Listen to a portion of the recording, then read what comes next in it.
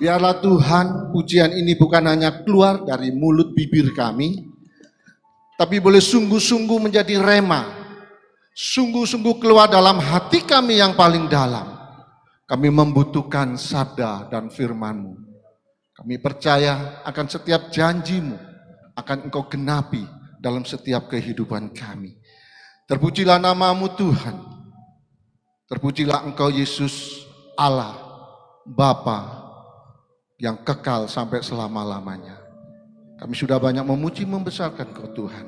Sebentar kami akan mendengar, merenungkan akan sabda firman Tuhan. Biarlah pagi hari ini hamba mohon otoritas Allah sendiri turun di tengah-tengah kami untuk mengurapi kami, mengurapi semua jemaat-Mu, terlebih hamba-Mu yang tidak akan mengutarakan isi hati-Mu. Biarlah Tuhan otoritas-Mu sendiri yang turun mengurapi hamba-Mu. Biarlah Tuhan Kau sendiri yang menjadi kendali di dalam penyampaian firman Tuhan pagi hari ini. Biarlah nama Tuhan sendiri yang boleh dimuliakan. Bukan karena kekuatan, kepandaian, akal budi atau pikiran. Tapi semuanya dalam tuntunan hikmat Roh Kudus-Mu yang ada di tengah-tengah kami. Engkau berkati penyampaian firman Tuhan, pemberitaan firman Tuhan pagi hari ini. Sampai pada akhirnya. Terpujilah nama-Mu Tuhan. Dalam berkat nama Tuhan Yesus, jemaat Tuhan yang siap untuk menerima firman Tuhan. Mari kita katakan bersama-sama. Amin. Sekali lagi katakan. Haleluya. Silakan duduk. Haleluya. Shalom. Shalom. Bagaimana kabarnya? Karena kita punya Tuhan yang luar biasa. Haleluya. Pertama-tama saya ucapkan terima kasih yang sangat luar biasa kepada Bapak Gembala yang telah memberikan kehormatan buat saya secara pribadi untuk saya boleh berdiri di sini. Untuk saya boleh menyampaikan kebenaran firman Tuhan. Saya nggak nyangka ini Pak. Hambanya WA saya untuk boleh menyampaikan kebenaran firman Tuhan. Saya katakan kepada Tuhan, pada hambanya, kalau memang Tuhan kehendaki, saya siap. Ibu Bapak Saudara yang kasih, ada pepatah mengatakan apa? Tak kenal maka, tapi kalau sudah dikenal jangan disayang ya, karena saya sudah ada yang menyayangi. Bahaya kalau nanti ada yang menyayangi saya. Haleluya. Mungkin sebagian ada yang masih kenal. Saya kenal tuh Mbak Lucy. Halo, gimana kabar? Mas Agus gimana? Oh, haleluya. Saudara, nama saya mungkin tadi kalau masuk sudah ditulis ini. Nama saya Esra Sugeng. Biasa dipanggil Pak Sugeng aja. Ya. Bapak Saudara, saya beristri satu, beranak dua, mempunyai anak dua, jangan dibalik ya. Nanti pikir istrinya dua, anaknya satu, enggak ya. Istri satu, saya punya anak dua, yang pertama itu cewek, yang kedua perempuan. Ya. Bingung, enggak kan? Enggak bingung ya. Yang pertama itu cewek, yang kedua perempuan. Ya. Jadi semuanya cewek-cewek, yang pertama sekarang kuliah, yang kedua masih SMK. Puji nama Tuhan, saya dengan hambanya dalam keorganisasian masih satu sinode ya Pak ya. Iya. Tapi bersyukur, saya benar-benar bersyukur proses yang Tuhan kerjakan dalam hidup saya itu luar biasa. Ya, luar biasa. Ya.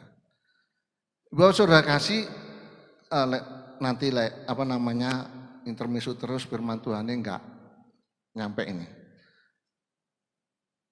Saya mau sampaikan kebenaran firman Tuhan pagi hari ini dengan sebuah tema yaitu memiliki ya iman yang benar. Sekali lagi, mari kita katakan bersama-sama, 1, 2, 3, memiliki iman yang benar. Berarti ada iman yang salah ya? Ya, kalau ada iman benar pasti ada yang salah. Bapak Saudara kasih, coba kita mau membayangkan gini, ada 2 orang yang berjalan di atas gunung dan sampai pada suatu jurang yang dalam, ya, ada jurang yang sangat dalam, tetapi untuk melalui itu hanya ada sebuah tali, ya, hanya ada sebuah tali. Nah, orang pertama berkata gini, aku percaya bahwa tali ini kuat. Ya, orang pertama katakan apa? Aku percaya bahwa tali ini kuat. Tapi orang yang kedua berkata gini, aku percaya dan aku akan menyeberang dengan tali ini. Ya. Orang yang kedua katakan, aku percaya dan aku akan menyeberang dengan tali ini. Nah, pertanyaannya, siapa dari kedua orang ini yang benar-benar beriman? Ada yang bisa jawab? Orang pertama apa kedua? Pinter. Nanti hadiahnya di belakang. Orang kedua. Karena apa? Karena iman yang sejati itu bukan hanya berbicara. Iman yang benar bukan hanya berbicara, tetapi ada suatu tindakan yang menunjukkan akan kepercayaan. Iman bukan hanya sebuah kepercayaan. Kepercayaan, percaya dengan iman itu beda. Ya. Percaya belum tentu beriman. Tapi kalau orang beriman pasti percaya. Itu. Ya kan? Karena firman Tuhan juga katakan iblis pun percaya bahwa Tuhan itu ada satu, gitu loh, ya kan? Makanya pentingnya bagi kita orang-orang yang sudah ditebus oleh darah Kristus memiliki iman yang benar-benar kuat dan kokoh, memiliki iman yang benar. Kenapa? Karena kita tahu bahwa sekarang ini dunia enggak sedang baik-baik saja. Saudara jangan sangka bahwa dunia ini sekarang enak aja. Enggak, saudara. Ada banyak prediksi-prediksi yang membuat kita, orang-orang yang percaya ini goyah. Makanya betapa pentingnya kita memiliki iman yang benar itu. Sangat penting, saudara. Banyak orang Kristen katakan, aku percaya Tuhan, aku percaya Tuhan. Tetapi hidup mereka tidak pernah menunjukkan akan kepercayaan itu. Kenapa?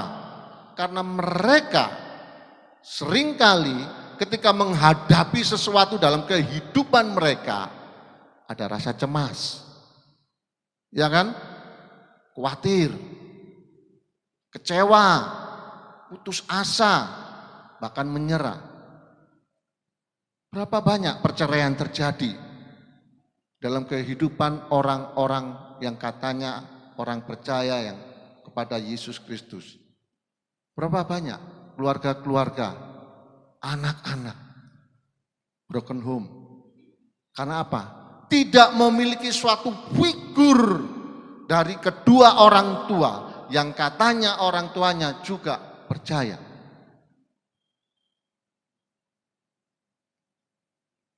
Saya rindu kita semua bisa merasakan pertemuan pribadi dengan Tuhan. Ketika engkau mengalami pertemuan pribadi dengan Tuhan, engkau tidak akan pernah melepaskan itu namanya keselamatan yang Tuhan berikan.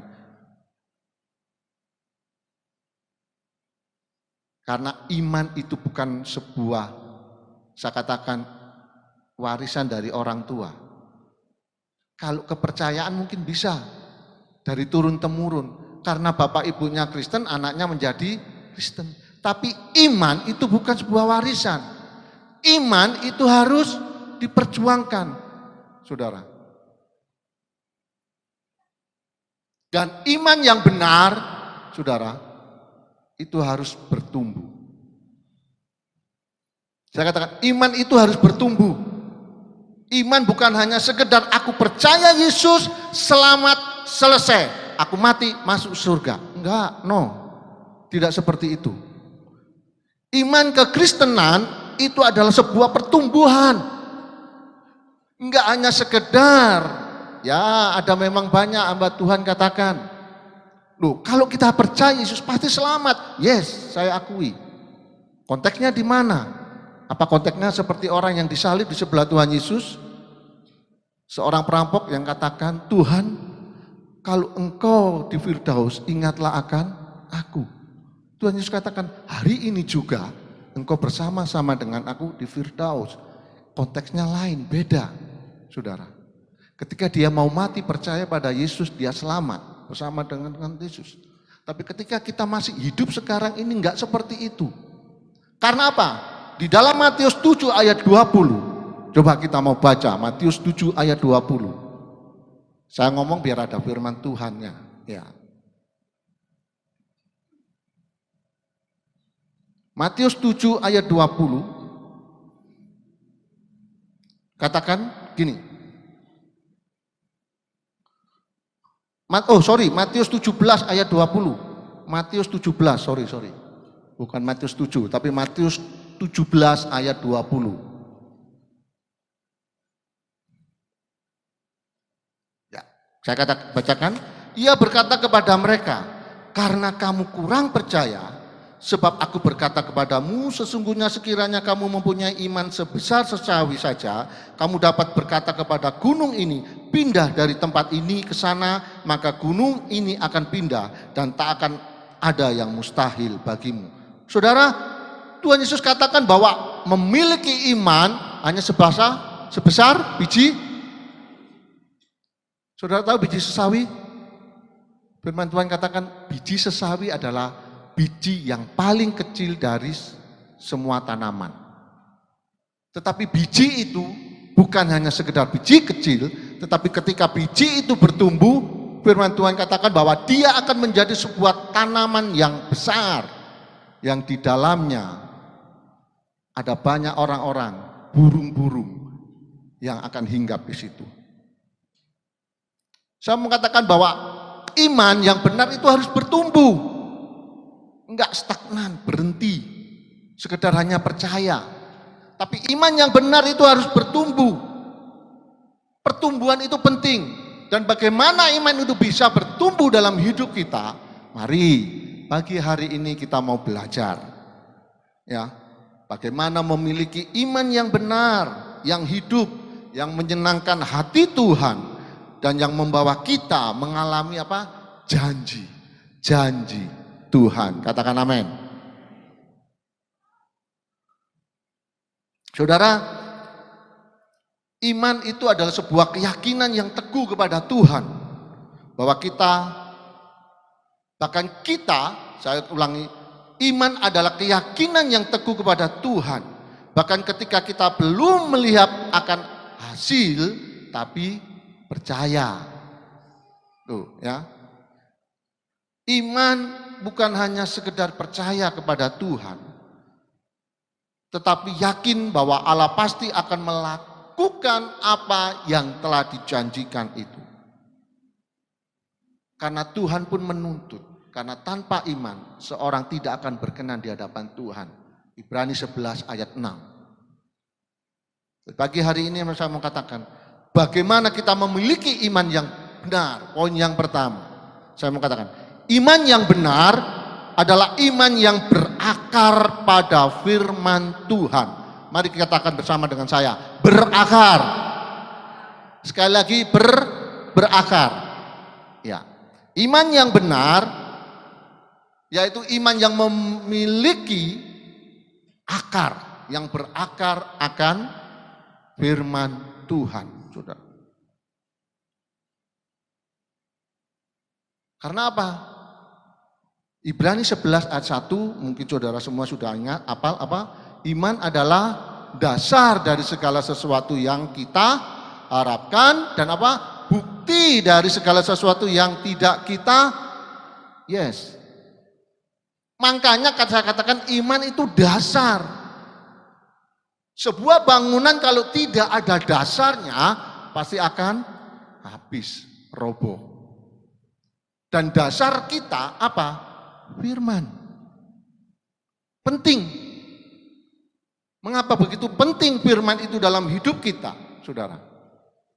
Seringkali dimanapun saya pelayanan, saya sering tekankan kepada semua jemaat yang ada, saya katakan, baca firman Tuhan setiap hari. Ngerti nggak ngerti? Bacaan aja firman Tuhan. Amin. Baca aja. Pak, mau coba firman Tuhan itu penggaweannya pendeta. Bener ya Pak ya? Iya kan? Mau coba firman Tuhan itu penggaweannya pendeta Pak. Aku jemaat biasa. Cuma aku perlu dukung doa. Oh, no. Kalau engkau ingin memiliki dasar yang kuat, maka bacaan firman Tuhan setiap hari. Lagu sekolah minggu katakan baca kitab suci, doa tiap hari kalau kau mau bertumbuh. Nah, saudara, itu penting. Pak, opo terus kudu nggawa Alkitab terus, Pak? Aku nyambut gawe lho, Pak. Mosok bawa Alkitab terus nyambut gawe buka Alkitab. Saudara, saya percaya di sini semua pasti punya HP ya. Dan HP-nya pasti ada Alkitabnya. Di sini siapa yang HP-nya nggak ada Alkitabnya? Silakan angkat tangan. Oh, nggak ada semua. Luar biasa. Ternyata HP sucinya gitu. Karena ada Alkitabnya. Ya, saudara baca. Ya. Pak, gimana caranya? Saudara, kalau saudara membuka aplikasi firman Tuhan, ya kan, yang di sebelah kirinya ada garis 3, saudara tekan. Di situ ada banyak renungan yang menuntun kita apa yang harus kita baca. Loh, sebenarnya enak loh kita dipermudah sekarang ini. Enggak seperti zaman saya dulu, ya.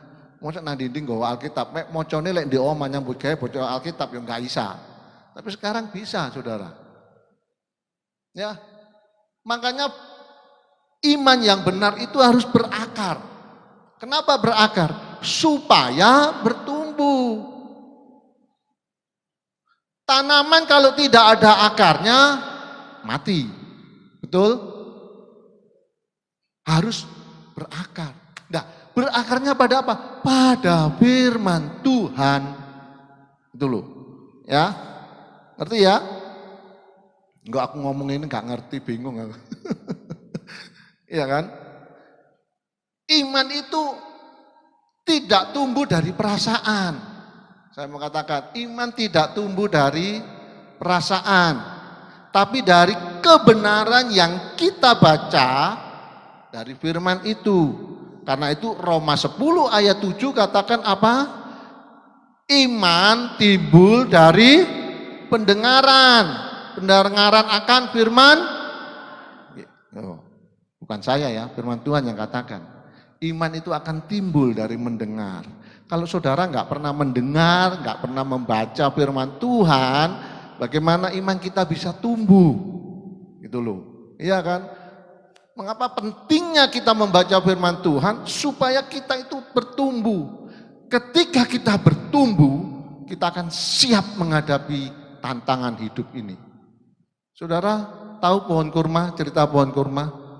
Pohon kurma itu kalau mau bertumbuh bijinya, itu saudara enggak seperti saudara menanam pohon mangga, saudara.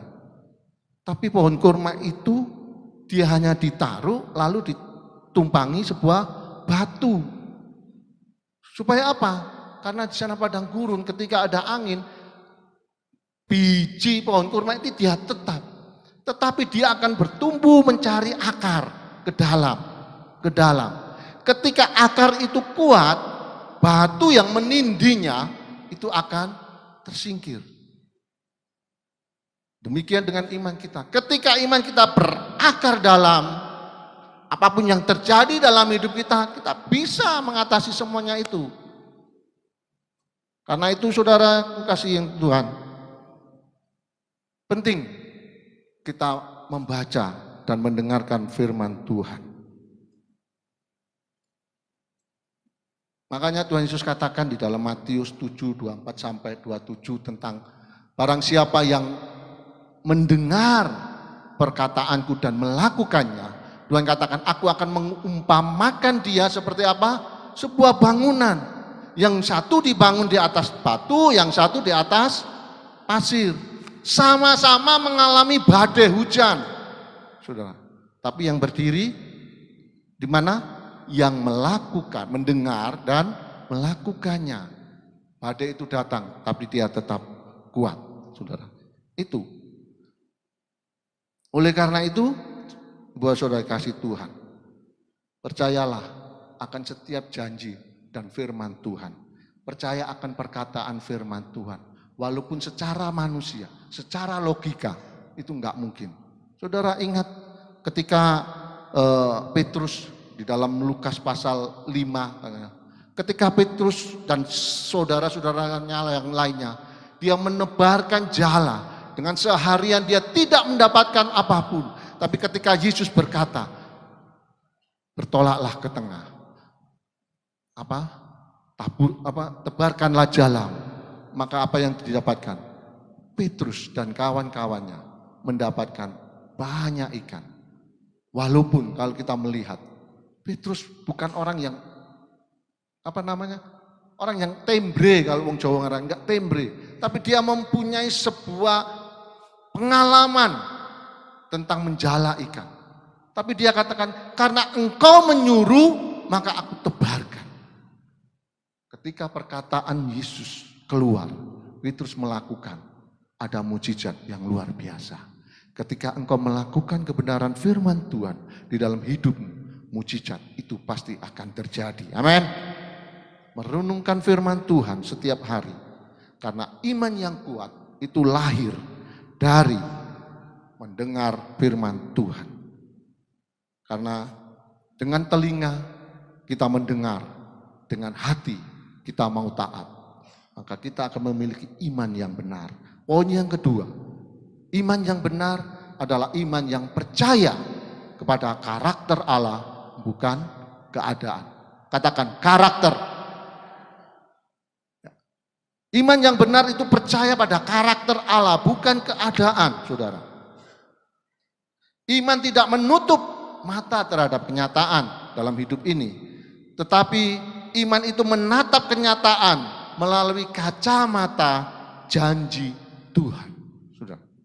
Iman sejati mungkin akan berkata, saya tidak tahu bagaimana caranya, tapi saya tahu Tuhan sanggup untuk melakukannya. Amin. Kalau keadaan saudara dalam diri kita terpengaruh, maka iman kita akan jatuh. Iman tidak terpengaruh oleh keadaan, tapi iman itu berbicara, percaya akan karakter Tuhan. Saudara, ingat Abraham, ketika Abraham disuruh keluar dari tanah tempat kediamannya, dia enggak tahu kemana dia harus melangkah. Dia enggak mau kemana tujuan Tuhan. Tapi ketika Tuhan perintahkan, dia melangkah. Dia berjalan, dia melihat bahwa Allah yang berfirman itu pasti akan sanggup. Saudara, ketika hidup kita tidak sesuai dengan rencana, saya mau katakan, tetaplah percaya kepada Tuhan. Roma 8 ayat 28. Katakan apa? Kita tahu sekarang bahwa Allah turut bekerja dalam segala sesuatu untuk mendatangkan apa? Kebaikan bagi mereka yang mengasihi, yaitu bagi mereka yang terpanggil sesuai dengan rencana. Katakan kita tahu sekarang, berarti dulunya kita enggak. Bagaimana kita tahu? Bagaimana kita tahu? Ketika Tuhan berkarya dalam hidup saudara. Sebuah kesaksian saudara. Ketika saya dipanggil dan hendak dipentabiskan menjadi hamba Tuhan oleh Bapak Sinode Pak Petrus, saudara, sebelum memasuki itu Tuhan proses saya. Saya masuk rumah sakit selama 10 hari dengan gejala apa? Jantung.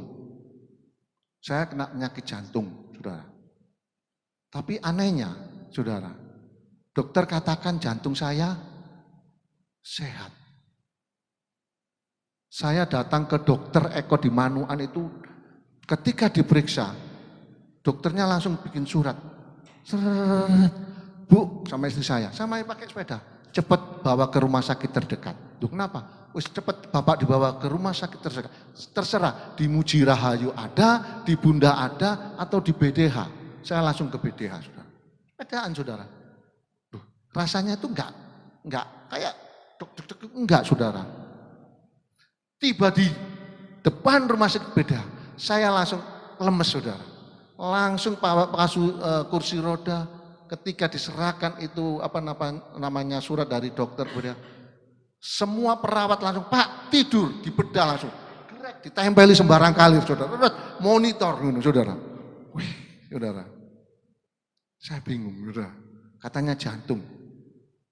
Dan tepat pada jam 17.30, dada saya sakit sekali, saudara. Saya kedinginan menggigil, saudara. Langsung istri saya panggil perawat, saya sudah ada di kamar waktu itu, di ruang rawat. Itu ditempeli lagi, saudara. Susternya bilang apa? Pak, sebut, astagfirullahaladzim, astagfirullah. Sebut Pak, sebut gitu. Saya hanya, dalam nama Yesus, saudara. Semua panik, saudara. Luar biasa. Dan saudara, apa diagnosa dokter? Tidak menemukan saya mempunyai sakit jantung. Bahkan ketika darah saya diambil, dokter bilang, Bu, ini darahnya saya periksa ya, tapi bukan di sini, di lab, tapi mahal. Kalau nggak salah 700 pada waktu itu. Kenapa? Takut ada bakteri tak apa gitu. Ternyata hasilnya apa? 0. Saudara, semua sehat. Tapi di situ saya tahu bahwa Allah turut bekerja. Ketika saya berbaring, saya katakan, saya terus terang, saya ngomong pada Tuhan, Tuhan jamah aku Tuhan, aku adalah umatmu, jamah Tuhan, dalam nama Yesus, oleh bilur-bilurnya aku sembuh. Enggak, bukan saya enggak mana, tapi saya katakan gini, Tuhan, kalau engkau izinkan ini terjadi, berikan aku kekuatan untuk aku menghadapinya. Saudara, itu ya, sama. 5 tahun yang lalu ketika COVID, kalau saya berdiri di sini, ini karena kemurahan Tuhan. Saya kena COVID Delta, saudara. Saya harus isoman di rumah saya, ketika saya membangun tingkat 2 untuk anak saya kamar, itu pertama saya yang harus mendiami untuk isoman, saudara. Ya, di rumah sakit enggak ada, semua saya ke BDH, ke Bunda, semuanya enggak ada. Saya punya relasi, ya jemaat di Kendung itu yang kerja di BDH. Pak, ada, tapi nanti di kursi roda. Enggak, di kursi roda enggak. Padahal saya masih kerja, saudara. Sorenya saya yang greges, tak bawa nang dokter positif Pak, insoman. Saudara, semua kalau kena COVID, berapa hari? Ada yang kena sini, angkat tangan. Ada yang kena COVID? Iya. Berapa hari? 10 hari ya? 5 hari, 10 hari. Saudara tahu saya berapa hari? 1 bulan. Saya 1 bulan. Badan saya ini yang sekarang ini turun, saudara. Dulu saya itu 80 ke atas.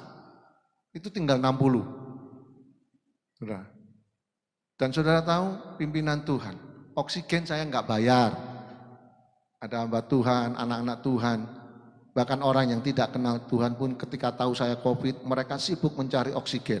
Pada waktu itu langka oksigen ya. Langka, sampai di Kenjeran katanya, dapat. Ketika dapat 1, semua mengalir.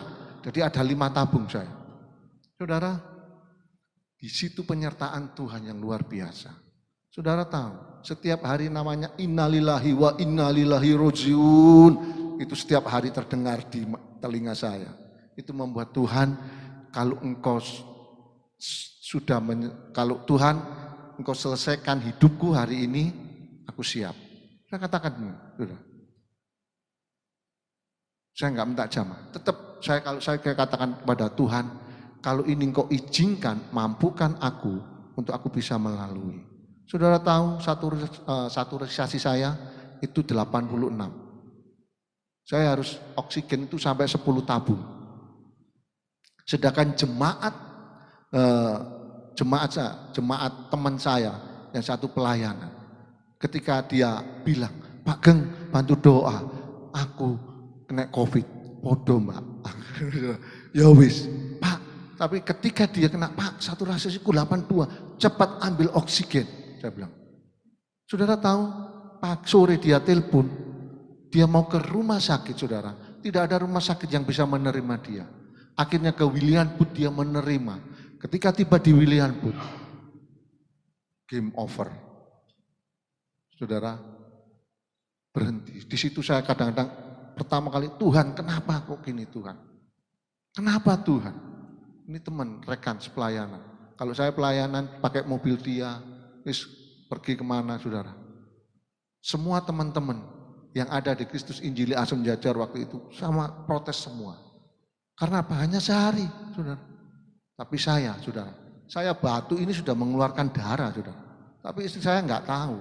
Saya diem. Karena apa? Takutnya kepikiran. Saudara. Tapi di situ karya Tuhan luar biasa. Tuhan katakan, aku masih mau pakai engkau. Aku masih mau engkau. Katakan, Tuhan, beri aku kekuatan. Disitulah kita mengandalkan Tuhan, saudara. Karakter Allah. Bukan keadaan yang membuat kita lemah. Tapi kita harus kuat. Amin. Saudara harus kuat untuk menghadapi. Karena itu pandang Tuhan. Karakter Tuhan yang menolong. Bukan keadaan kita. Seringkali kita itu terbawa oleh keadaan. Seringkali kita terbawa oleh masalah kita. Seakan-akan masalah kita yang besar. Kadang-kadang kita ngomong gini, saudara, kalau saya ada sharing, iya Pak, masalah sampean titik, ngene tok, gak koyo masalahku. Ya, ada yang seperti itu, benar? Ya. Padahal sesungguhnya masalah saudara dan saya sama. Selama kita hidup di dalam dunia ini, masalah kita sama. Hanya kapasitas yang membedakan. Itu loh. Kalau saya dikasih Tuhan beban 50 kilo, saudara dikasih beban 20 kilo. Sama, kenapa? Tuhan tahu kemampuan dan kapasitas kita. Tapi yang terpenting di sini bukan itu, tapi yang terpenting di sini bagaimana kita mengandalkan Tuhan, mengandalkan sebuah karakter Tuhan yang selalu senantiasa menepati setiap janji-janjinya dalam kehidupan kita. Amin.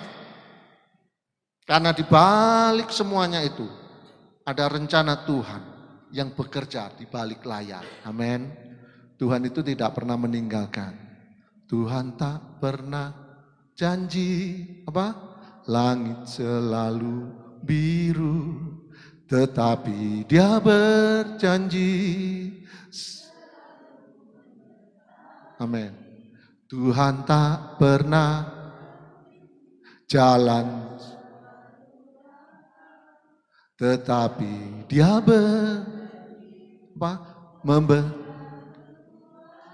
ya, itu saudara, itu pegang itu firman Tuhan itu. Ya, jangan hanya bisa menyanyikan saudara, pegang saudara. Dan firman yang benar poin ketiga adalah tetap teguh di dalam proses. Katakan dengan saya, sekali lagi katakan, saudara mau diproses? Saudara mau diproses? Saudara seringkali saya ngomong, kalau saudara mau diberkati Tuhan, saudara mau diberkati Tuhan, Saudara mau diproses? Saudara kadang-kadang intonasinya itu beda ya. Kalau kita ngomong, saudara mau diberkati Tuhan, amin. Mau diproses, amin. Saudara, kekristenan itu saudara, saya tadi katakan bertumbuh. Dan mengalami pertumbuhan itu melalui proses. Enggak ada yang namanya instan, saudara. Benar, enggak ada yang namanya instan, saudara. Walaupun ada banyak hamba-hamba Tuhan, bukan saya enggak setuju ya Pak ya, mohon maaf ya. Seringkali hamba-hamba Tuhan itu katakan kan di dalam Yohanes 10 ayat 10, ya kan? Sering itu dibuat, katakan apa? Aku datang untuk apa? Hidup yang berkelimpahan, benar enggak? Sudah. Seringkali kekristenan itu yang diomongkan itu berkat-berkat tok, saudara. Kalau kita ikut Yesus, engkau akan diberkati Tuhan, amin. Amin. Kalau engkau ikut Yesus, hidupmu akan naik, tidak akan turun, amin. Iya kan, benar itu firman Tuhan, benar, saudara. Kalau engkau ikut Tuhan, usahamu akan maju. Amin ya, saudara. Tapi ketika seorang hamba Tuhan katakan, kalau engkau ikut aku, firman Tuhan katakan apa? Pikul salib dan sangkal diri. Nah, iki Pak sing angel, Pak. Angel iki. Kalau ngomong kalau engkau ikut aku pikul salib dan sangkal diri, akhirnya malaikatnya yang banyak. Saudara, tahu malaikatnya? Malaikat kalau bahasa Inggris apa? Angel, ya kan? Tulisannya kan angel, iya kan? Lek angel akeh kok enggak iso gitu loh. Angel wis angel. Angel wis malaikat iku sing akeh.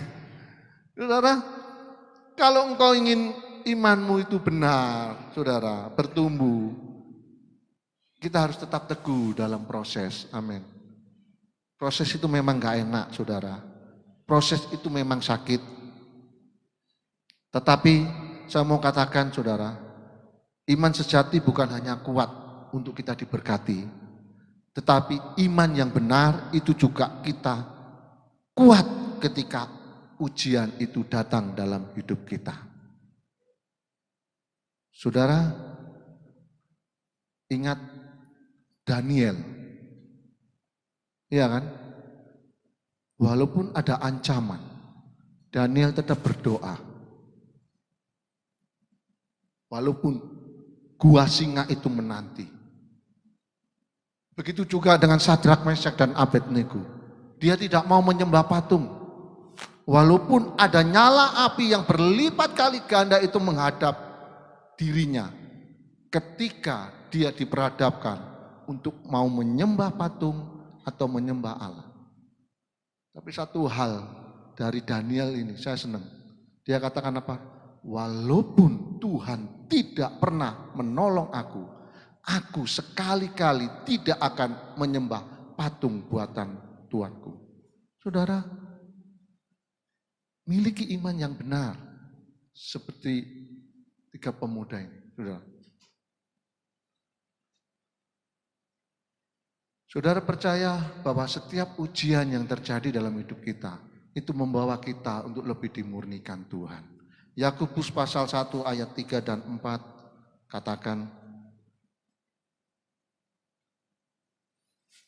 Yakobus pasal 1 ayat 3-4 katakan gini. Ayat 2, kita baca ayat 2 langsungnya. Saudara-saudaraku, anggaplah sebagai suatu kebahagiaan apabila kamu jatuh ke dalam berbagai-bagai pencobaan. Sebab kamu tahu bahwa ujian terhadap imanmu itu menghasilkan ketekunan. Ya kan? Dan biarlah ketekunan itu memperoleh buah yang matang supaya kamu menjadi sempurna dan utuh dan tak kekurangan suatu apapun. Saudara, kekristenan itu aneh. Ketika kita menghadapi berbagai pencobaan, Yakobus katakan anggaplah itu suatu apa? Kebahagiaan.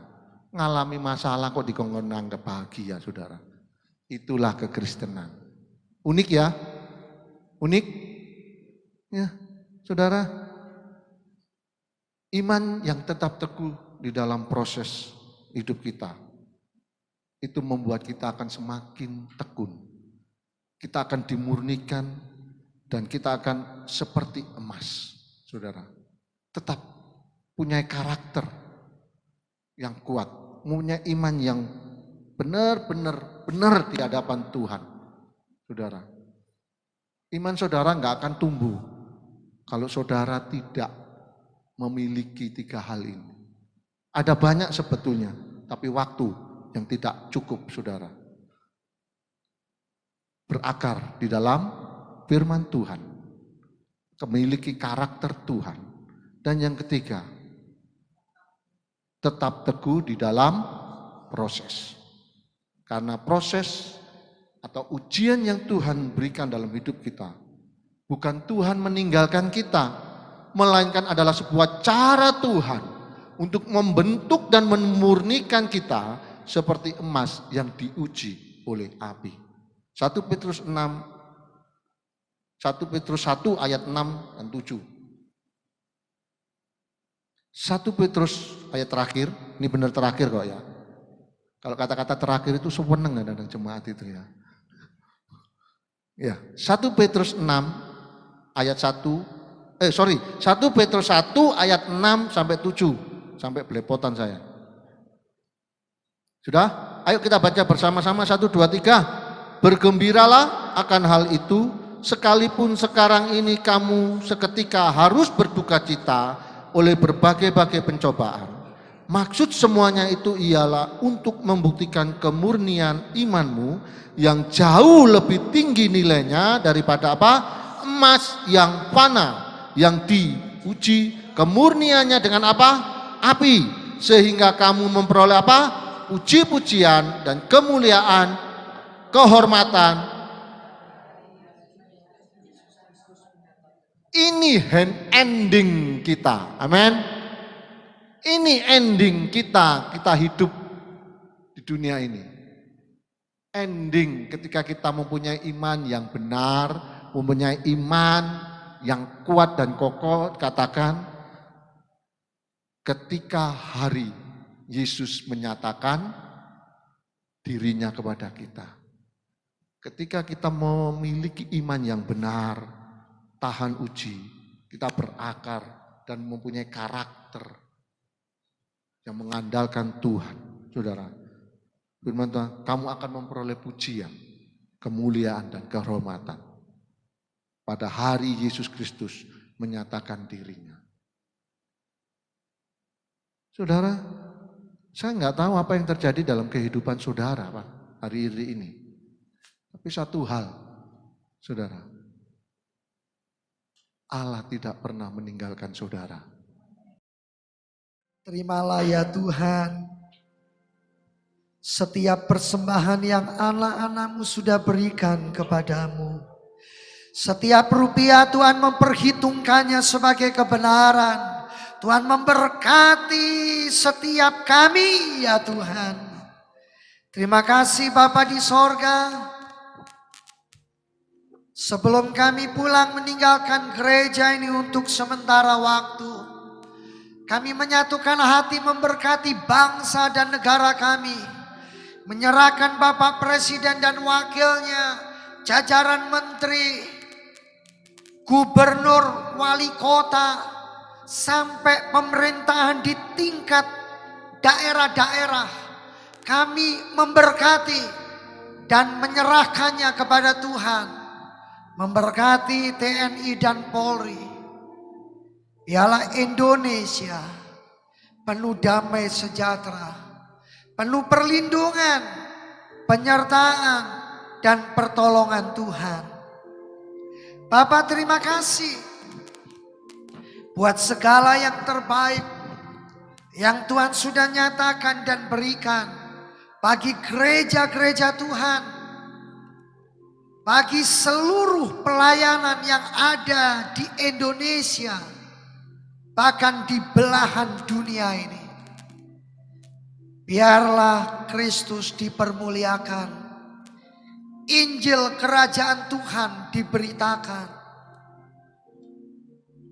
Indonesia penuh kemuliaan Tuhan, dunia penuh kemuliaan Tuhan. Terima kasih Bapa di sorga. Kami berdoa menyatukan hati memberkati semua partner-partner pelayanan. Dimanapun beliau berada, tangan kasih Tuhan, kemurahan Tuhan menjangkau, menyertai semuanya. Memberkati seluruh jemaat yang hadir, memberkati semua penata layanan, memberkati hamba-hambamu yang sudah melayani Tuhan. Kami percaya baik WL, para singers, pemusik, semua penata layanan diberkati oleh Tuhan. Hambamu Bapak Pendeta Ezra Sugeng yang sudah menyampaikan isi hatimu, Tuhan juga akan pakai lebih hari lebih indah. Tuhan singkapkan rahasia firman-Mu, memberkati semua yang dikerjakan, memberkati istri putri-putrinya, memberkati seluruh pelayanannya, memberkati juga jemaat yang tidak bisa hadir. Dimanapun anak-anak-Mu berada, tangan kasih Tuhan menjangkau kami semuanya. Sidang jemaat yang dikasihi Tuhan, mari angkatlah kedua belah tanganmu, arahkan pandanganmu kepada sorga. Terimalah sekarang berkat dari Allah Bapa, cinta kasih kemurahan Tuhan Yesus Kristus Sang Putra, di dalam persekutuan Allah Roh Kudus akan menyertai dan memimpin kehidupanmu